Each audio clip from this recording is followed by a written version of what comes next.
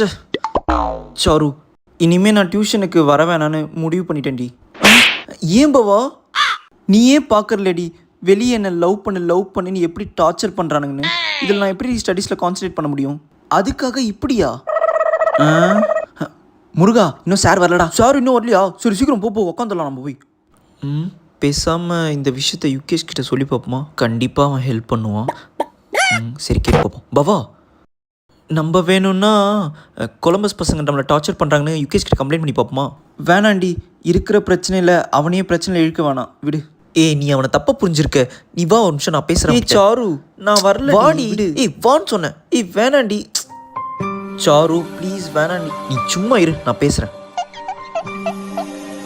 யுகேஷ், பவாக்கு ஒரு சின்ன பிரச்சனைடா, உன்னால் மட்டும் தான் ஹெல்ப் பண்ண முடியும்.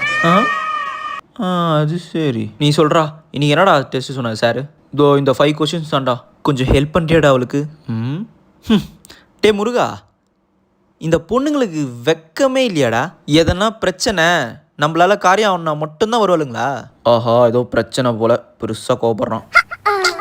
சாரு, நான் தான் சொன்னேன்ல, விடு நம்ம போகலாம்.